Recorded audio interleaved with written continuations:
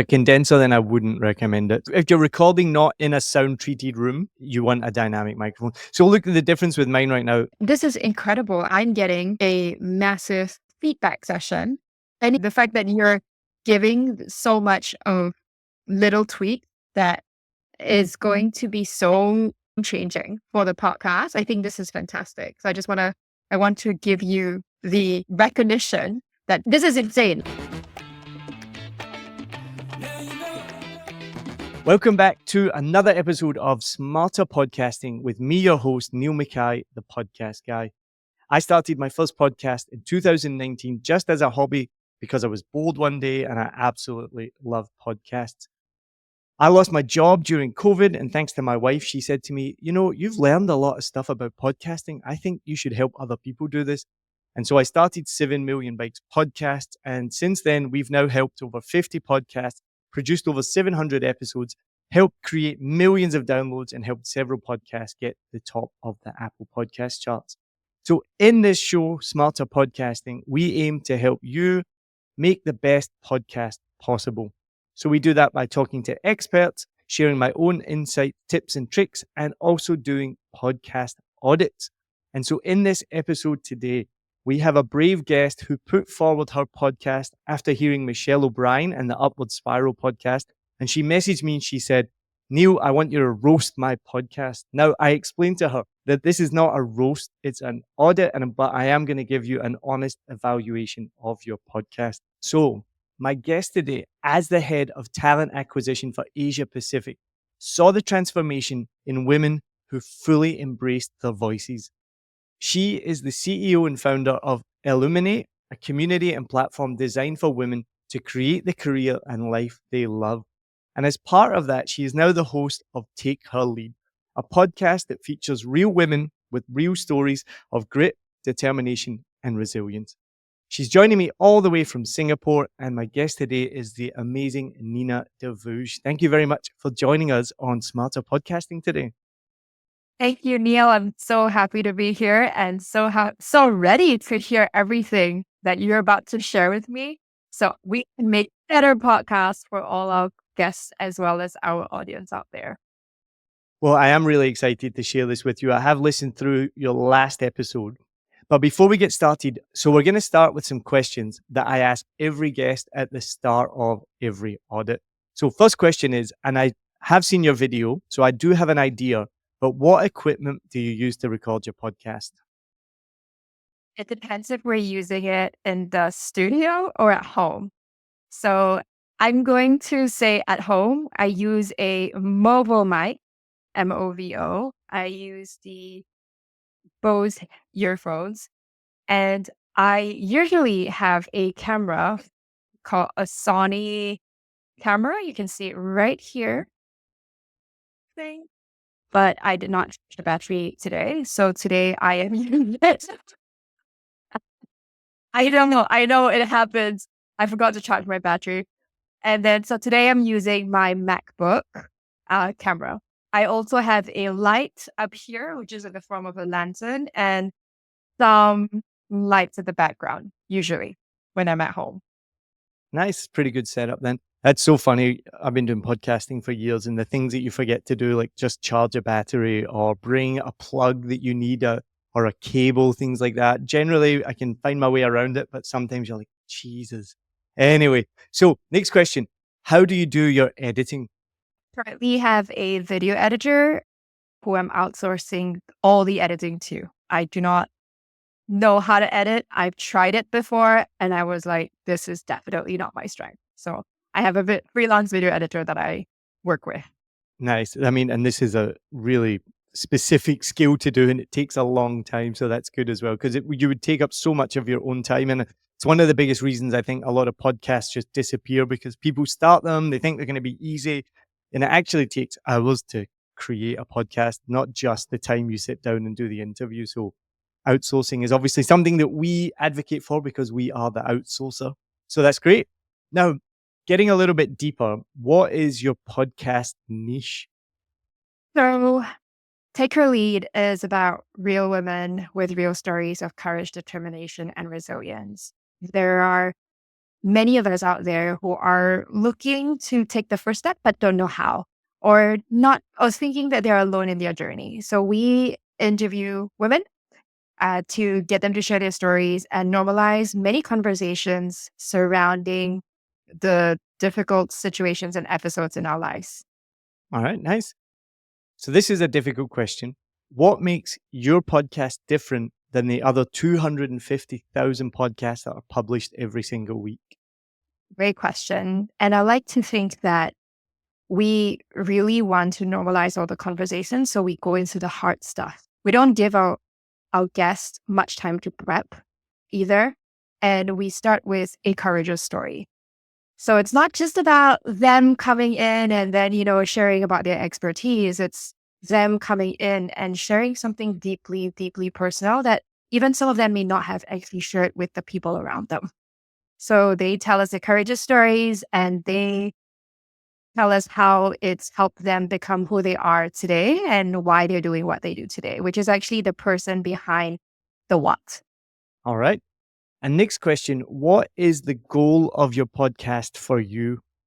To be the ripple effect and light up the path for every woman to lead and live courageously. All right. And for your listener, what lessons or values do you want them to come away with at the end of each episode? That it's okay to take a small step towards action to make a positive impact in themselves or the communities and their worlds around them. I love that you can answer these questions because generally when I ask people these questions, they struggle to answer them or they haven't really thought of them. And I don't know if you've thought of them before, but it is something that's really important for a podcast. So that's why I was asking these questions is what is your niche? And you may or may not know you need to have a very specific niche. One of the things that's the worst thing you can do that some people do. They say, oh, I'm going to make a podcast about everything and anything. And even if you go on Spotify or Apple Podcasts and you search for anything and everything, you will find thousands of podcasts with that title alone, never mind that's their content. So it's good you have a niche. What makes you different? You want to stand out. There's obviously so many podcasts, not as many as people think. There's way more blogs, there's way more YouTube channels. It's one of my biggest pet peeves is when somebody says that there's too many podcasts or they've all been done. And it's like, so are there too many TV shows? Have Netflix stopped making new shows because there's too many? It's a ridiculous concept to think that there's too many podcasts. We're really only just at the beginning of the podcast phenomenon still. It's good that you have a goal as well. What I was wondering was, did you have a goal in terms of, is the podcast there to support your business at all? Do you have any outcomes from the podcast that you want? Because when I asked that question, you didn't answer that way, but I'm digging a bit deeper. Do you have any goals from the podcast? Like, is it a marketing tool for your business? Well, if you think about the ecosystem for the business, right? I do think that it is a way to build top of funnel and brand authority. If I think about it in the ecosystem, does it? It's so high top of the funnel that do I have goals and KPIs that this will bring me in leads? The answer is no. What it does do for me is it puts me front and center, me and my co-host actually front and center of this very important topic that we want to ignite in people. We want to ignite the fire in people to go like, wow, we should normalize these conversations. We have to. So to answer the question, high top of the funnel, add awareness, opening up people's minds, and whether it trickles down, we're okay whether it trickles down or not. Because it's a larger movement that we want to create together. I absolutely love that. And it's great that you're aware of that because a podcast for me as a business is an absolute crucial marketing tool, but it is top of funnel marketing. So it's great that you know that phrase because again, some people don't and some people don't care. Some people say, oh, yeah, I'm just making it for fun, but most people, the podcast that we work with, we want to make sure that there's a tangible benefit from it. And top of funnel marketing, like you say, is really hard to factor into your KPIs. Even I have sponsors and I checked in with one of them lately and they was like, we're not really getting any leads from it. And I was like, you're not really going to get any leads from it. This is not a direct to sale sponsorship. It's very unlikely. Like when I listen to a podcast, I never click on a link. It's more about, but I had to remind them as well, it's like a TV advert, right? You don't watch a TV advert and then go, oh, I'm going to go buy that laundry powder right now. It's more like 2 weeks later, you're in the supermarket and you see it and you're like, oh, I saw that on TV. I'm going to give that a try. So it's good that you're aware of that as well. And I think it's something that people really need to be aware of and understand. That's what, if you're going to make a podcast part of your marketing ecosystem, as you say, then it is very much top of funnel. And then my last question was, what lessons or values do you want your listeners to come away with? I think this is really crucial because I think every podcast episode needs to have that, and so that the listener knows exactly what they're going to come away with. And we're going to delve into that a little bit more as well. So brilliant. So you obviously have a great setup when you're in the studio. I saw your last episode because it was on video. So you record, I believe, at Podster in Singapore, That's which is a right. great setup as well. So I'm very, very jealous of that because we don't have something like that yet in Ho Chi Minh City, Saigon, where I am. But it's great as well that you have the home setup as well. Yeah, no, thanks for that. I mean, I'm not sponsored. I'm not an investor with Podster. So I want to say that we absolutely love them. We love their service. We love going in and out. It's a great way to just, especially when you want to bring in really prominent guests, or just even have a very deep discussion. This is a great setup. The why we do a mix of both is because my co-host Cheryl, she travels a lot. So we have to fit in her schedule as well. And we also want the opportunity to be able to interview guests from all over the world. This afternoon, I'm actually interviewing someone in Sydney. So this home setup is so important, and the hybrid model as well is really key. Um, so that's what works for us. Now, this microphone you're using, the Movo, I don't know that microphone. Do you know if it's a condenser or a dynamic microphone? How do I know what is look like to identify it? I think this is a condenser microphone. And the difference between condenser and dynamic is a condenser microphone picks up the whole sound of the room, it picks up everything. And so when in the description there, when I Googled it, it says podcast, it said studio quality. A condenser microphone is best for a studio like where you are in Podster because it's sound treated. There's very little white noise. There's very little background noise. When you use a condenser microphone in a room like you are, it's picking up all the noise that's bouncing off the walls and the tiles and everything like that. And I started off with a condenser microphone and the sound quality is not great. I'm using right now a dynamic microphone, and a dynamic microphone, it's what you're using in the studio I saw in Podster, only picks up the sound that's in front of it.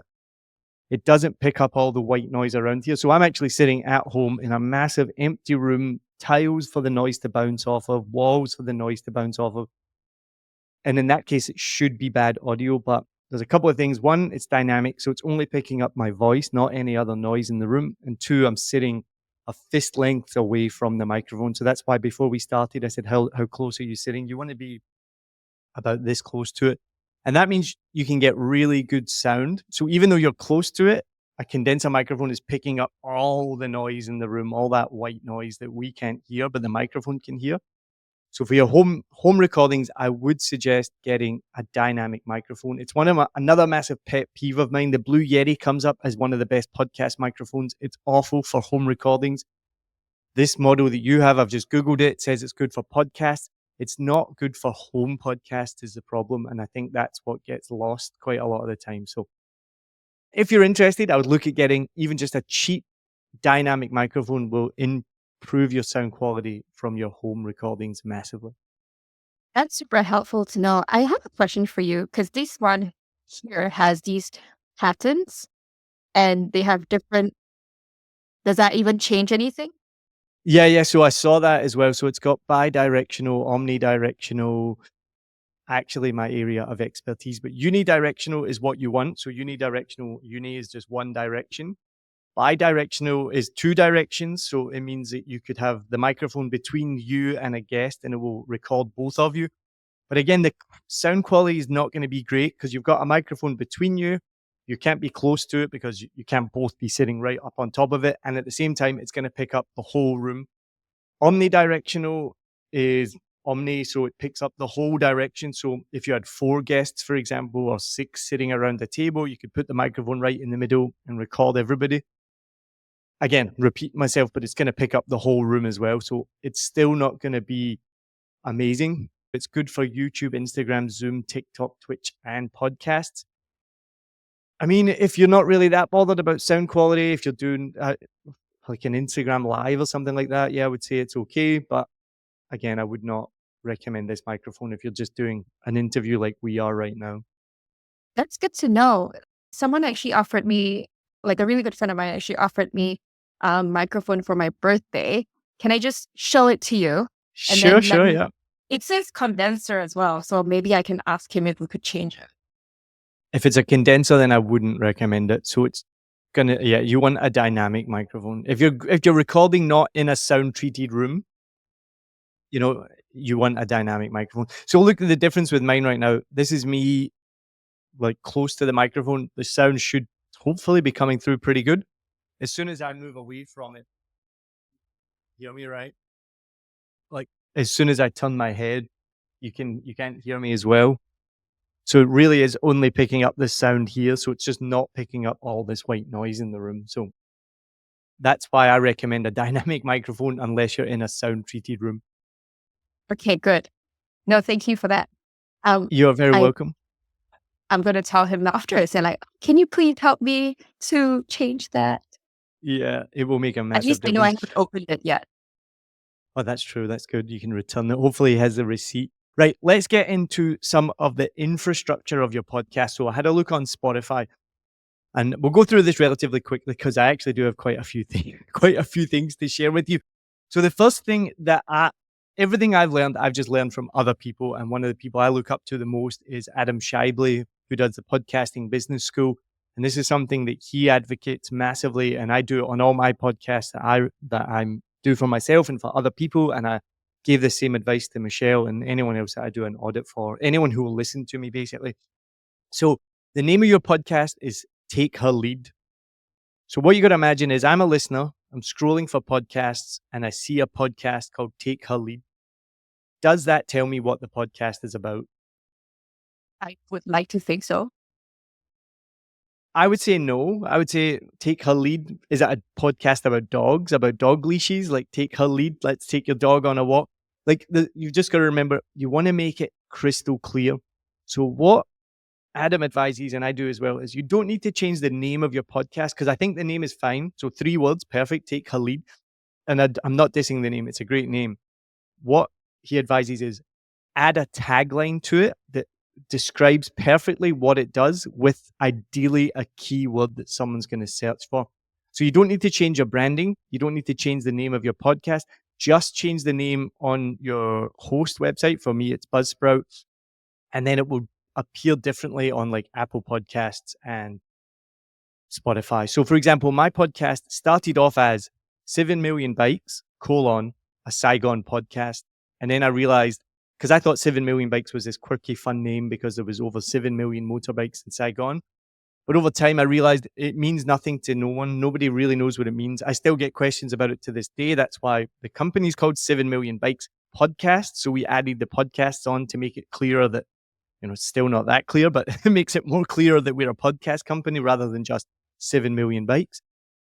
And the colon was a Saigon podcast. So I guess it described that a little bit. Now our podcast is called A Vietnam Podcast, community, culture, and conversations. So immediately someone sees that and they know this is what this podcast is about. It's not about food, not about the war.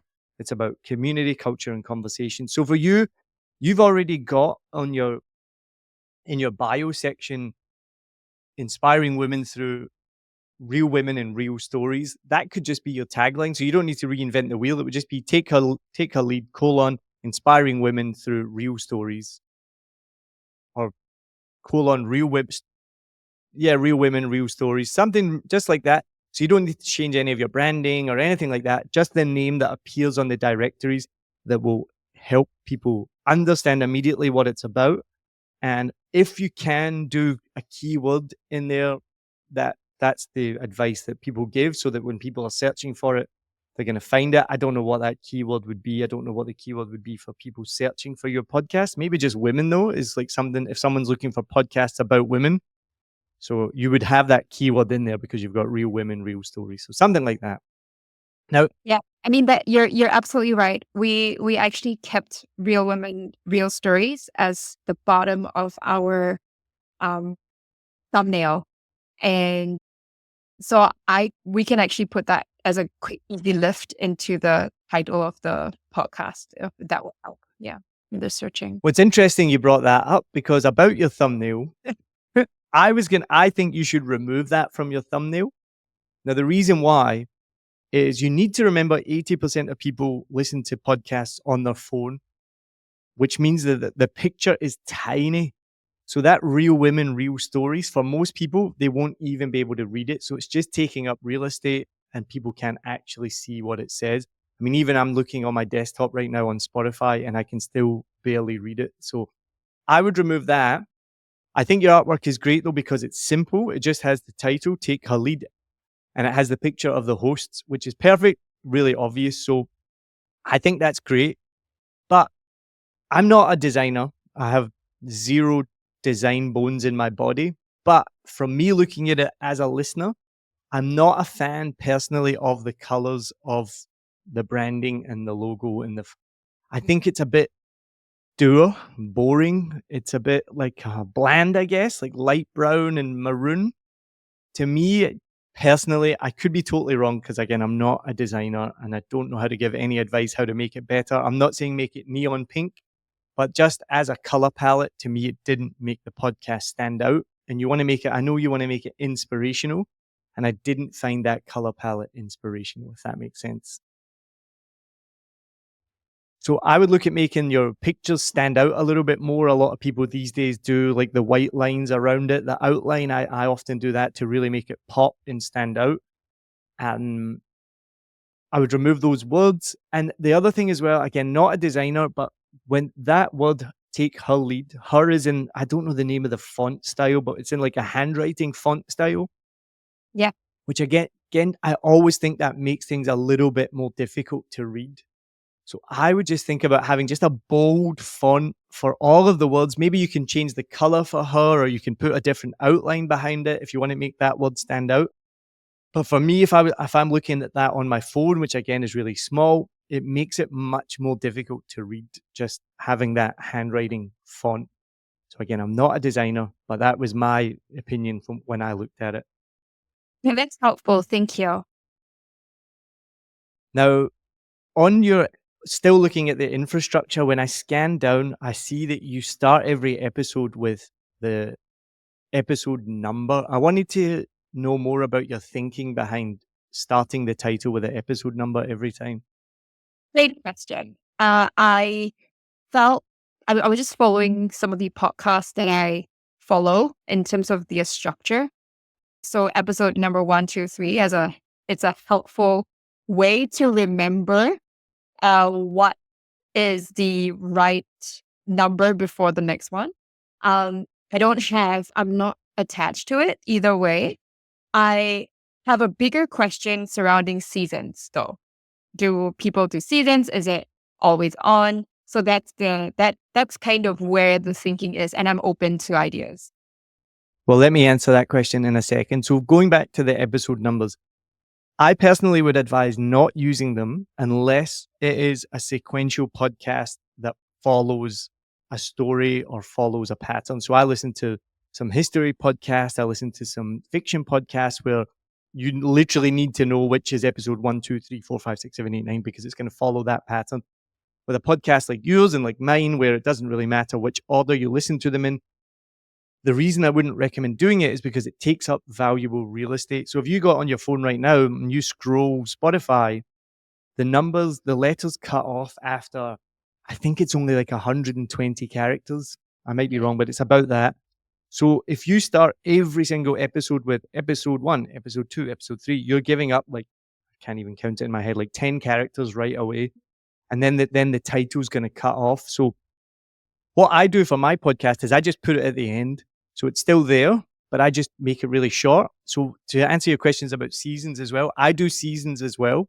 personally because it allows me to take a break. So I will generally, over the last 5 years, I'll do about 10 or 12 episodes. Sometimes though, something's happened, like COVID, or something's happened in my life where I've only done 6 episodes or 4 episodes. It's just, this is the best thing about podcast. It's completely up to you, right? So Mhm. I would do seasons. It does allow you to take a break. When I have taken breaks, it has had no impact on my download numbers. And in fact, because of the way I designed my podcast, which is similar to yours, that it's evergreen content, it's not based on time. You're not promoting an event that's happening that week. You know, like I love football podcasts, but they talk about the football scores that have just happened that weekend. That's not evergreen content. I'm never going to go back in 2 years' time and go, I wonder what they talked about that weekend when Liverpool won 3-1. Like, so those shows will probably, I imagine, get almost zero downloads of the back catalog. As you build up your back catalog, I get more downloads for my back catalog than I do for the episodes that I produce now. So you can do seasons. What I do is I do the title. I try and make it catchy. I try and make it sum up what's in the episode. And then at the very end, I'll do S9E1, season 9, episode 1. Just keep it really simple, really short, because it's not important to the episode. The other thing is on Spotify, you can choose if you look at the episodes by the newest or by the oldest. On Apple Podcasts, I'm almost certain it shows you the episode number anyway, so you don't need to put it in the title. So that's why I would say just take it out the title completely. Focus on the title being something catchy that's going to grab someone's attention as they're scrolling. Because the other thing I learned as well, we all like to think that our listeners are sitting there waiting every week for the new episode and they can't wait. And some of them are. Those are called super fans and they're the best. But most people are going to come across your podcast. And I know I do this as well. If I find a new podcast that I want to listen to, I'm going to scroll down and find an episode that calls out to me that I'm interested in. I'm not going to sit there and go, oh, new podcast. Let's go all the way back to number 1 and listen to the newest episode, or let's listen to the oldest episode. I'm going to find one that resonates with me. So that's why the titles are really important. You want to just imagine that person that's scrolling down and then they see something that's like, oh, this is the one for me. This is what I want to listen to, which again, take out those episode numbers at the beginning. Right. Now, in your about section, I think it's really great. It summarizes what your podcast does. But what I noticed was there was no call to action. There was no CTA, which for you, from knowing your LinkedIn and seeing your LinkedIn, you already have a newsletter with 25,000 women, presumably women on it. Why have you not got a link to your newsletter in your about section? That's a great question. So even though it's top of funnel marketing and not many people are going to go there, at the end of the day, it doesn't matter if it's not many people. I always just think about that one person that wants more information. So send them a link to your website. I've been on your website. It's a landing page, essentially your website, right? So you should have a link to your website there. Someone clicks your website, they're going to get the landing page and they're going to sign up to your newsletter. And then I assume they're going to go into a chain of emails that's going to then convert them into a paid client, right? So these are all the systems that we have in place. So make sure that you're using your podcast as best you can to support your main goal of your podcast, which is why I was asking in the beginning, what is the goal of your podcast? So make sure you have a call to action in your about section as well. Yeah.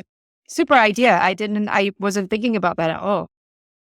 To be honest, I'm one of these people, it's like, do what I say, not what I do, because I probably don't do half of this stuff myself. I should do an audit of my own podcast because it is much easier when you're sitting looking at someone else's podcast. And I do love doing this because I'm able to look at it from a different angle that even I look at my own shows, because I'm the same as everyone else. I'm so busy.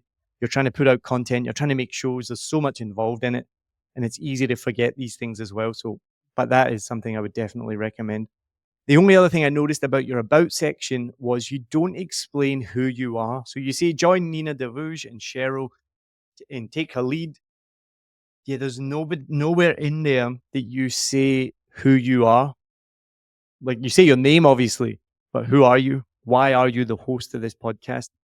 So I would include that, and it just needs to be a one-liner, and I'm going to come back to that in a minute. But I want to ask a very important question before we move on to the actual show. So I was scrolling through your Spotify. Now you have a video editor. Who does the show notes for your podcast? Cheryl.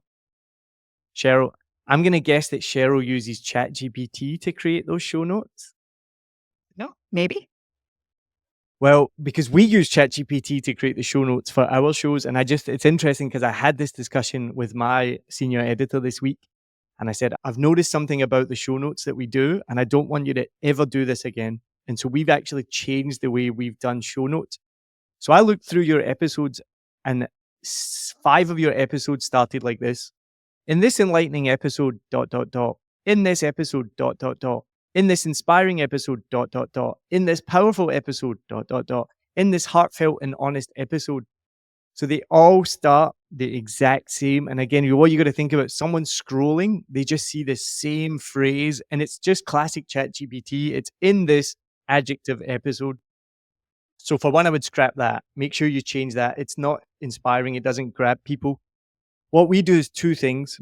We start every show notes with a quote from the episode, something that's going to grab somebody, and it's in bold and it's italics and it's in a quotation mark, so that when they're scrolling through our shows, the first thing they see is a quote about the episode and it grabs their attention. And we've just changed this week. We have now started doing show notes in the first person, written by the host. So this is a new concept that we're trying out.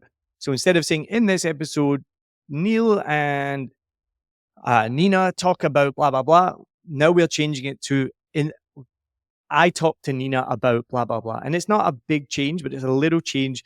And we're going to see how that does. We don't know yet, but we think that's going to be more personal, more grabbing when someone reads the show notes and they go, oh, he's talking to me about what he did in this episode, not this third person talking about something that nobody's related to. So I don't know if that works yet. We're just going to try it out, but I would recommend getting rid of that initial intro anyway, at the very least.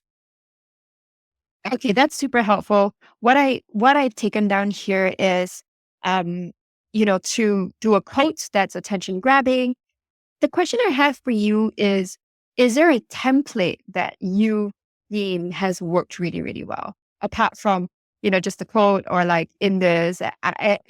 And I do, the reason why I think about it is I don't, for me, I don't see ChatGPT as a bad thing. I actually see it as an amazing thing to help us like think about production, think about all of these things, roles and responsibilities, etc.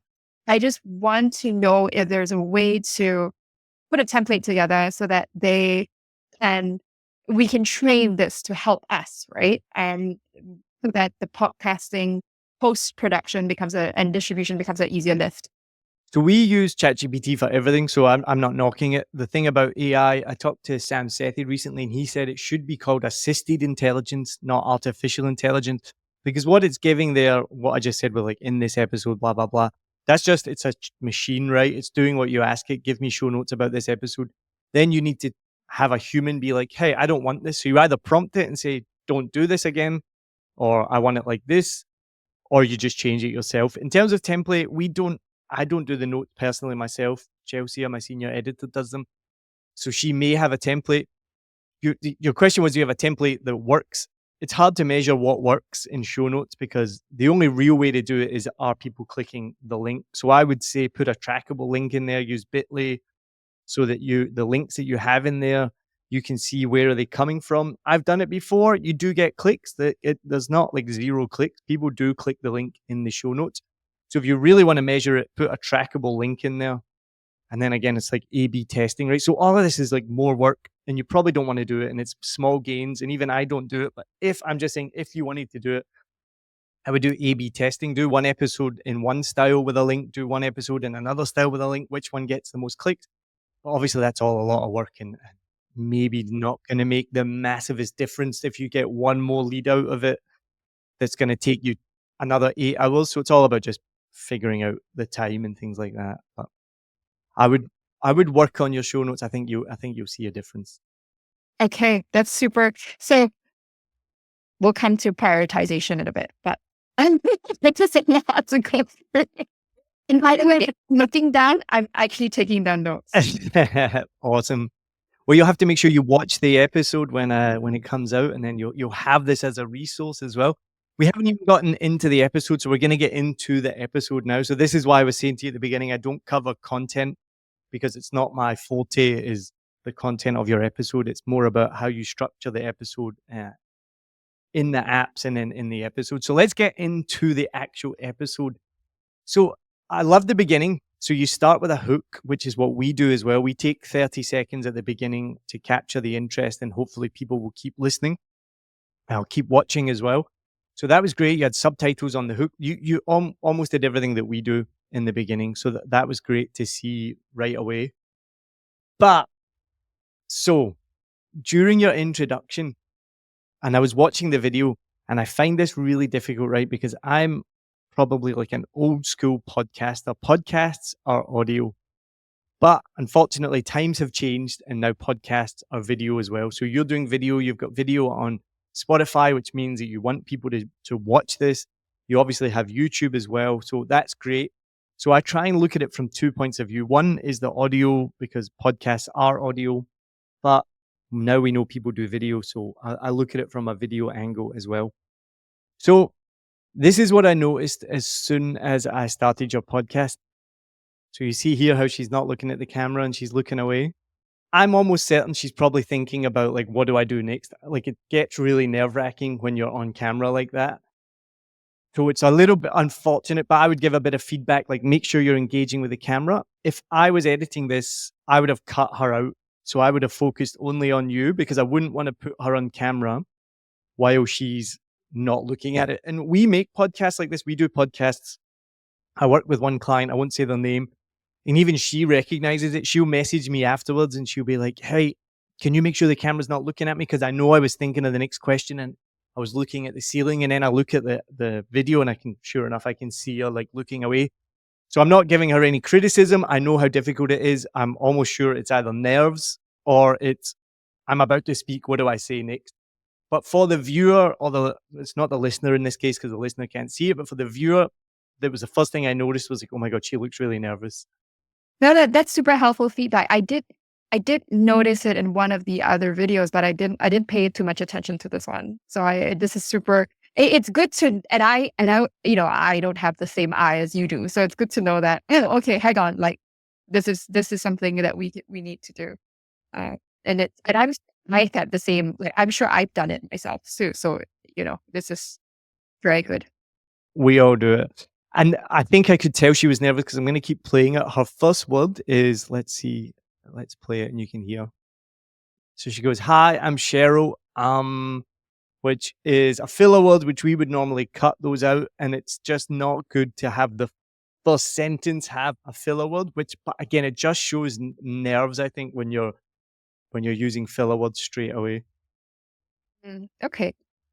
Now, I'm going to keep it playing. In 3 seconds, it cuts to your guests and there's an awkward silence. And it's strange that it cuts to your guests, because you haven't even introduced them yet. So we don't even know who they are. Cheryl does introduce them straight after, but it's just this very brief second. And I know I'm being really harsh right now, but there's a very brief second where it cuts to your guests unnecessarily. So we just keep watching for 3 more seconds. So she does introduce them straight away, but it's a little bit weird, because it's kind of like, why are you introducing them? Or sorry, why has your editor made it that you can see them before you've even introduced them? So that's just a small thing. But one thing, a common mistake that everyone I do an audit with makes, and it's just because you probably don't know, is when you do the introduction, it's really similar to your about section. You don't tell listeners who you are. So it's not just your name. You don't tell listeners who you are and why are you the guide? Why are you qualified to take the listener on this journey? So it goes back to the questions I asked in the beginning. The listener is the hero of this story. They're the ones that you want to guide through this journey, through this episode. That's why you're going to tell them at the beginning, what's this podcast about? What's this episode about? And who are you to be the person that's going to take them through this? And so I said to you at the beginning, if you pay attention to my introduction, if you think back all the way now to when I introduced this show, I said, this show is to help you make the best podcast possible. I told you exactly what you're going to learn from this show. I told you who I was. I started my first podcast in 2019. I just did it very quickly. And then I told you what this episode is about. We're going to do a podcast audit to help you make the best podcast possible and share tips and tricks. So I would just think about redoing your introduction along this lines of the same way you redo the about section, is just who you are, why are you the guide, and what's this episode going to be about? This is Great. So can I just repeat what I've heard? And because I've written a few things down as well. So who am I? Why are we doing what we're doing? Right. Which is also the guide. Right. And who have we invited today? And how do they fit into the bigger picture? Exactly. And I'm going to give you one last tip, which is the biggest tip I've ever learned, and people love this as well.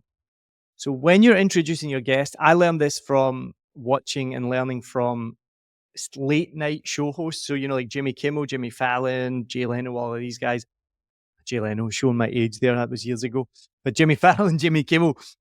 So what they do, and I did this for you, so that's why I was asking to pay attention, and I do this for all my guests. You say 3 things about your guests before you say their name. And then I learned this recently as well, and then you give them a compliment. So if I go back to my notes for you, because I wrote this down before, I said you were the head of talent acquisition and you saw the transformation in women. You're the CEO and founder of a company, and you're the host of a podcast. My guest today is the amazing Nina DeVouge. So I build you up with 3 things to get the listener excited, get the listener interested. What also happens is generally the guest gets really pumped up and excited as well. It cuts through some of the nerves. You're giving them the kudos. You're telling them why they're amazing. And you do all of this before you give their name. And the example I saw was Jimmy Fallon was introducing someone, and he said, my guest today has just had a Netflix hit. He's doing a worldwide sold out tour, and he's one of the biggest comedians in the world. My guest today is Dave Chappelle. And then Dave Chappelle walks out. So by this point, the audience are clapping. Everyone's excited. Dave Chappelle's looking good, feeling good about himself. So this is the structure, the template that I do for every episode that I think works really well. And do you do that? So when you have 2 guests, for instance, do you do that for both? I don't often have 2 guests, but I would do that for each of them. My guest today, my first guest is 1, 2, 3. It's blah, blah, blah. My second guest is blah, blah, blah. It's blah, blah. Just like that. Oh, super helpful. Oh, this is amazing. Thank you for that. I feel like I have such easy tweaks that I can immediately put into play this afternoon. No, I'm excited for you, and thank you so much. And just similar on the same line, we've already talked about it, but you introduce the episode, but you don't really say what value the listeners will get from it. You say it's about sustainability and fashion, 2 things that you love, but you don't really say, this is, again, goes back to my questions in the beginning. What do you want the listeners to come away with? So somebody listens to this, they press play. They don't really know who you are. They don't know what your background is. They don't know why you're there. They know it's about sustainability and fashion, but those are 2 massively wide topics. So they don't really know what it's about. They don't know what they're going to learn from it. They don't really know who the guests are. And again, these are all just small tweaks, but I think this is things that can make your podcast, especially the introduction, so much more powerful. No, super helpful. Thank you. You are welcome. Do you like the logo placement on the right side? I do like the logo placement. I don't like the logo. But I do like logo placement. That is good. I didn't write that down, but I did think about it. I did notice it. Thank you. Right. Now, this is pretty much, I've got a few more things to go through, but this is the biggest thing that I took away from it.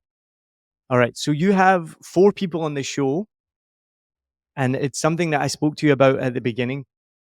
You have at some point 4 people all making noises at once, doing exactly what I talked about, doing that background noise, going, yeah, What you want to do with a podcast, you want to create a relationship with one person, because most people are watching YouTube videos or they're watching a podcast, listening to a podcast on their own. So you want to create a one-on-one relationship with that person.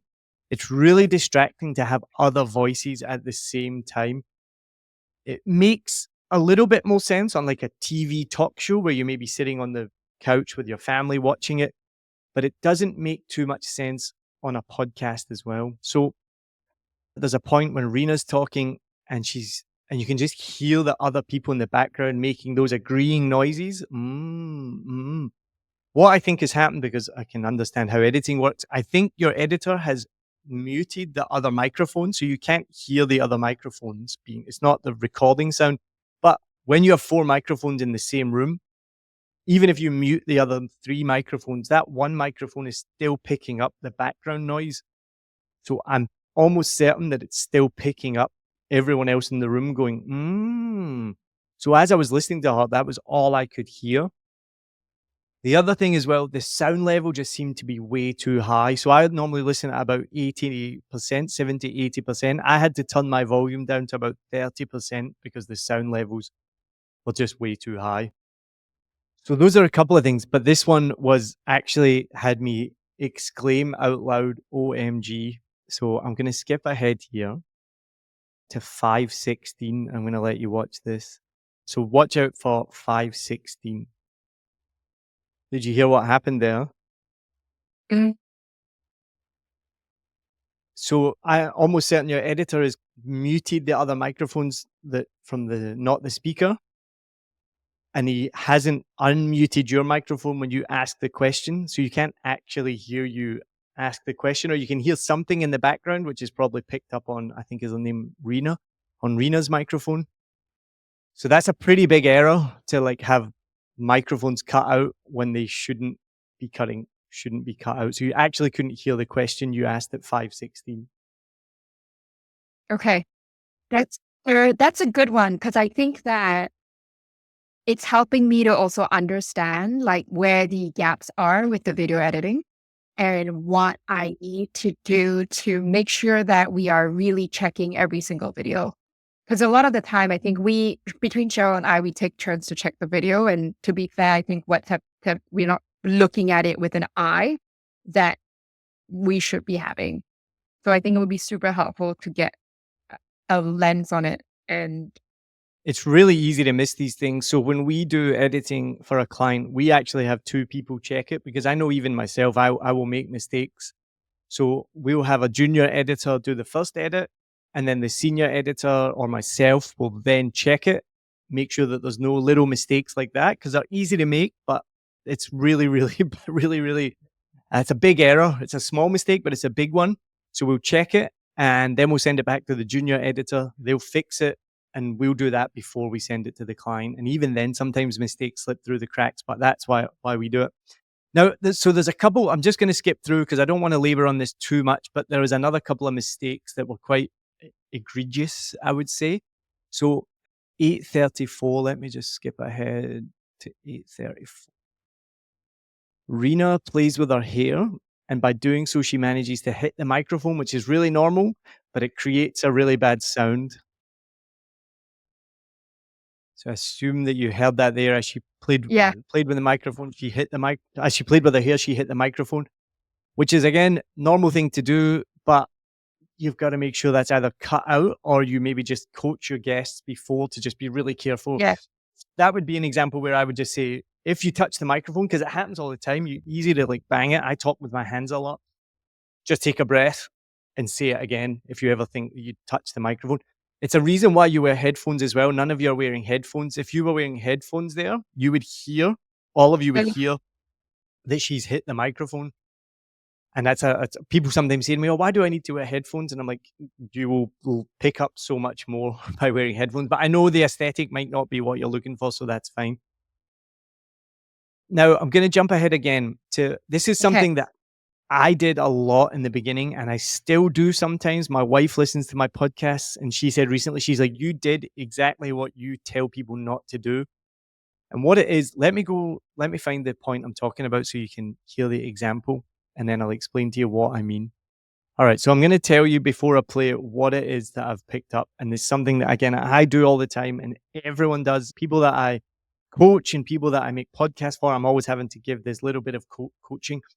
What Cheryl does here is she posits several questions all at once and kind of goes off on a tangent and then brings it back. And then she still asks the guests about three questions at once. What, as a host, I've learned this over years of hosting and I still make mistakes. You want to try and give your opinion as an expert, not just ask random questions. This is one of these really tactics I hate when you're like, oh, blah, blah, blah, question. You want to make it give an expert opinion and then ask your guests one question. So we'll watch here and see what I mean, and you'll be able to understand what I'm saying. So that's one question now. 2, 3, 4, At 6.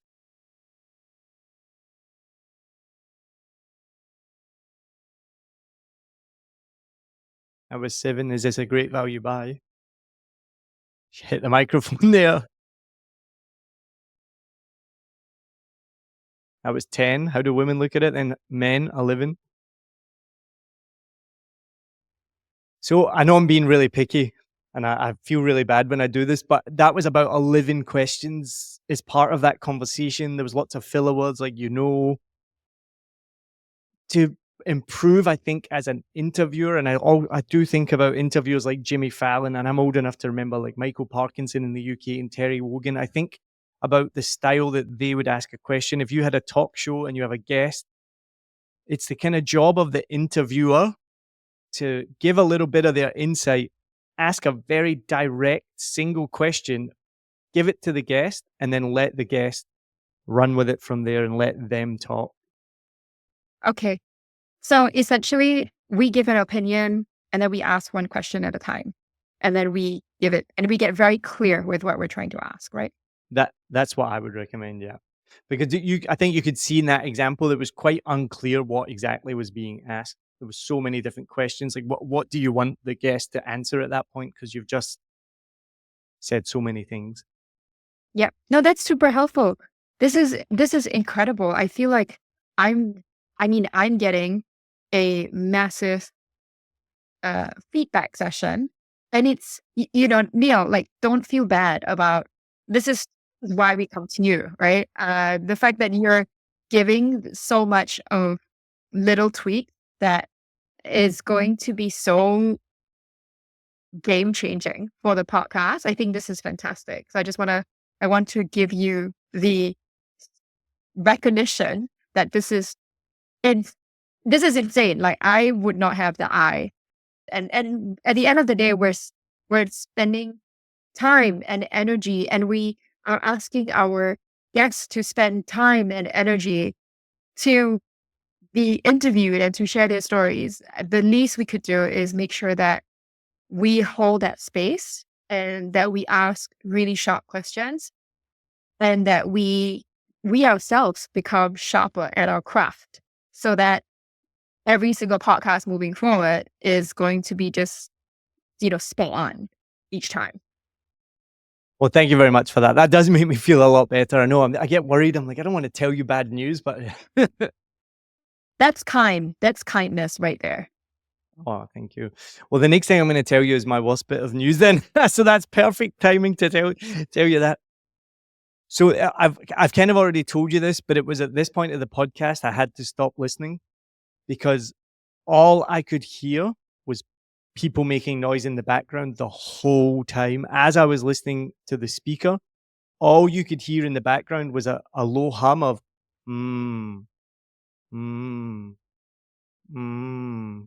And I don't know who it was. I couldn't see on camera, but somebody or several people were just continually making those noises. So the listener or the viewer obviously won't know this from our conversation, but this is the reason why before we started our conversation, before we hit record, I give a little bit of coaching and just say, in normal conversation, it's really normal. It would be weird if you didn't do it. It's normal in conversation to be like, yep, uh-huh. But on a podcast, it's really, really off-putting because we want to create that one-on-one relationship with the listener. So it's really important that you just give that little bit of coaching to yourself to remind yourself as well. I really mean it when I said to you, like, I'm giving this to myself as well. I have to remind myself, but also to your guests as well, because especially when you're in the same room like this, you can mute the microphones, but that one microphone that's not muted is still going to pick up everyone's noise in the background. So that's really important. And then in terms of like even the noise, the editing itself, I'm not going to lie, I wasn't impressed with. If you skip to the end, I skipped to the end after I couldn't listen anymore. There was kind of like a weird background buzzing noise let me see if I can find it. You're probably not going to hear it on this when I'm sharing my screen, but around about here.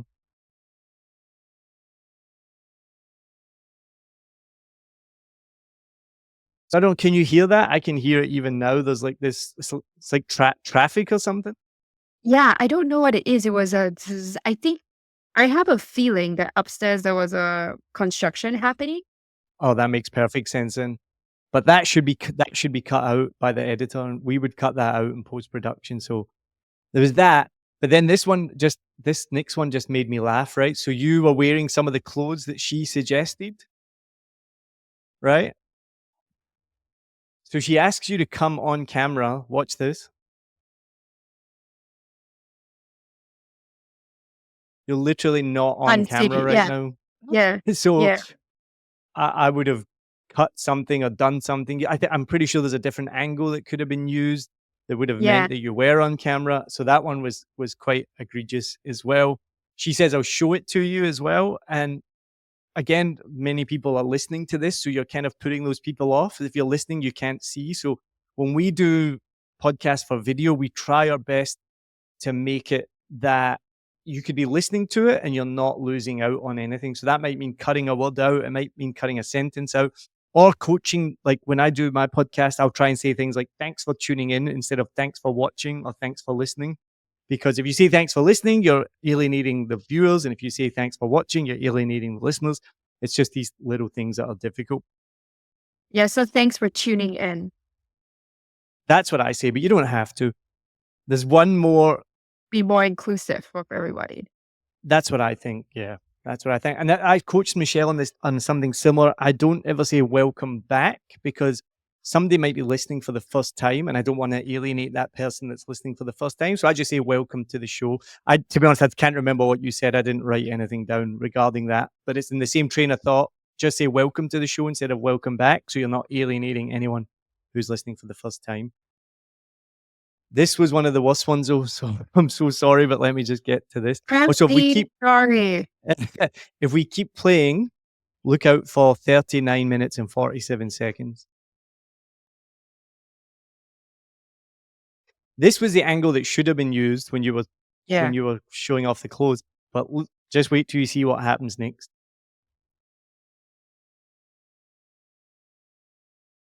Oh my God. That's what I said when I saw it. I was like, "Oh my god!" So you obviously that was meant to be cut. You say, "Let's do a quick wrap up," and someone says, "Sure, not yet," and then it cuts to you doing the wrap up. This was obviously meant to be cut.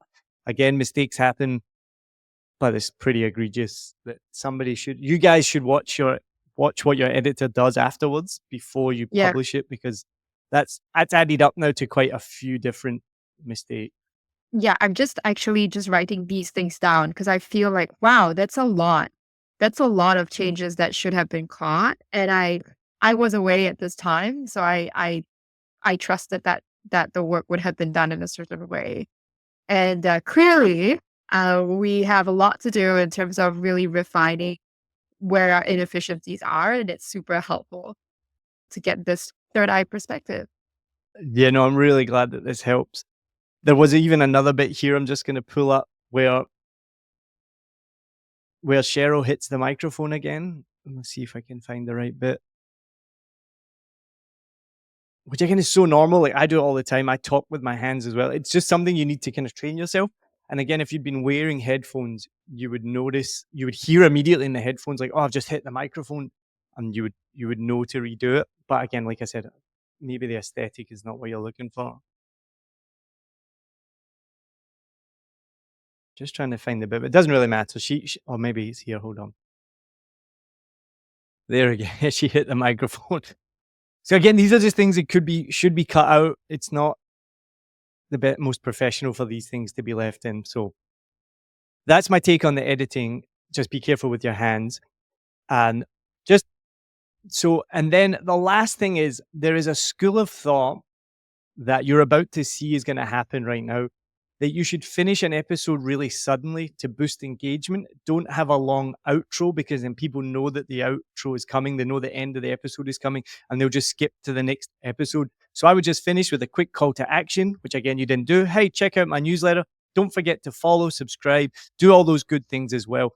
And I want to give a massive thank you to my guest, Nina DeVouge, for coming on today to Smarter Podcasting. Nina, thank you so much for being on Smarter Podcasting. No, thank you so much for being so generous with your time and so generous with the feedback too. I do believe that giving feedback is kind. So this is super helpful because it's going to help me with the podcast and, really making the impact that we want to make with all the women out there.